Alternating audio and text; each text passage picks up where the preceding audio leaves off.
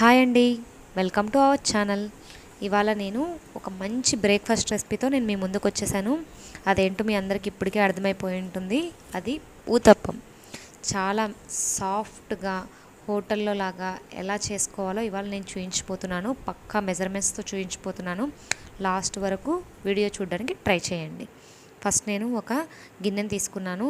ఆ గిన్నెలో 2 గ్లాసులతో నేను బియ్యాన్ని వేసుకుంటున్నాను. 2 గ్లాసుల బియ్యంలో ఇప్పుడు 2 స్పూన్స్ మినపప్పు కూడా వేసుకుంటున్నాను. మనకు ఈ ఊతప్పానికి మినపప్పు అనేది ఎక్కువ అవసరం ఉండదండి. జస్ట్ వేసామంటే వేసినట్టు ఒక 2 స్పూన్స్ వేస్తే చాలు. అలాగే ఒక గ్లాస్ అటుకులు వేయడం వల్ల మనకి చాలా సాఫ్ట్గా ఉంటుంది ఊతప్పము. ఇలా నేను ఈ 3 కలిపేసి ఫస్ట్ నేను కడిగి పెట్టుకున్నాను. ఈ కడిగి పెట్టుకున్న బియ్యంలో ఇప్పుడు నేను ఆ బియ్యము అటుకులు అనేది మునిగేంత వరకు నీళ్లు పోసుకుంటున్నాను. ఇప్పుడు నీళ్లు పోసుకున్నాం కదా, ఒక 3 గంటల పాటు నానబెట్టుకోవాలి. ఇలా మనము ఒక 3 అవర్స్ పాటు మనము నానించిన తర్వాత ఇప్పుడు చూడండి కంప్లీట్గా మనకు నానిపోయి మెత్తగా అయిపోయాయి. ఇన్ కేస్ మనము ఎక్కువసేపు మీరు నానబెట్టుకున్నట్లయితే అటుకులు మాత్రం సపరేట్గా నానబెట్టుకోండి, బియ్యం సపరేట్గా నానబెట్టుకోండి. ఇప్పుడు మనము స్పెషల్గా ఏంటి అంటే ఫస్ట్ ఊతప్పంలో నేను ఇవాళ పెరుగును యూస్ చేస్తున్నాను. పెరుగును యూస్ చేసుకొని ఊతప్పం వేస్తున్నాము. ఫస్ట్ నేను కొద్దిగా పెరుగు, క్వాంటిటీ అనేది ఏం లేదండి, మన ఇంట్లో ఎంత పెరుగు ఉంటే అంత పెరుగు అనేది మనం యూస్ చేసుకోవచ్చు.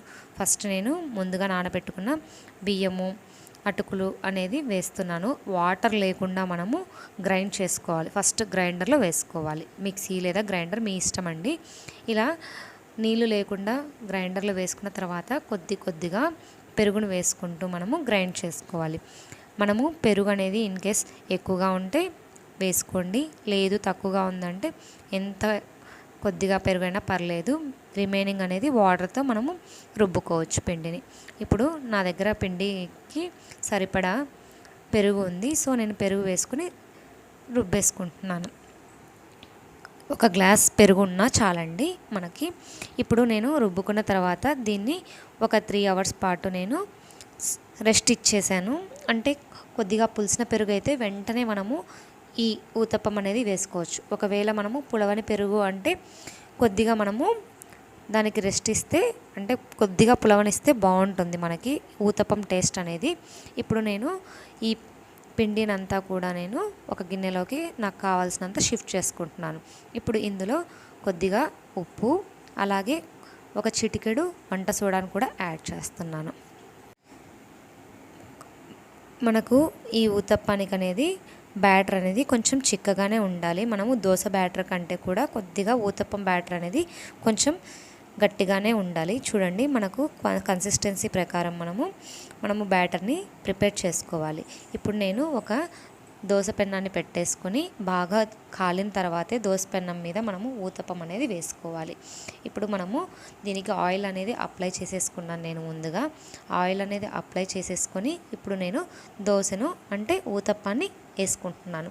ఊతప్పం అనేది మనకు కొంచెం మందంగా ఉంటేనే బాగుంటుంది. సో ఊతప్పం అనేది కొంచెం స్ప్రెడ్ చేయకుండా మందంగా వేసుకోండి. ఇప్పుడు వేసుకున్న తర్వాత మనకు కావాల్సిన వెజిటేబుల్స్ అన్నీ కూడా మనము ఈ ఊతప్పం పైన వేసుకోవచ్చు. నేనైతే ఆనియన్, క్యారెట్, టమోటా వేస్తున్నాను, కొత్తిమీర, కరివేపాకు.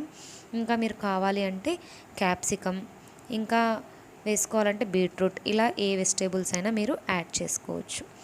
చాలా కలర్ఫుల్గా చూడడానికైతే నాకు పిజ్జా లాగే కనిపిస్తుంది. పిల్లలు అయితే చాలా లైక్ చేస్తారు. కొంతమంది పిల్లలు అనేది వెజిటేబుల్స్ అనేది తినరు కదండి. ఇలా దోశ మీద వేసి ట్రై చేయండి, తప్పకుండా ప్రతి ఒక్కరికి నచ్చుతుంది.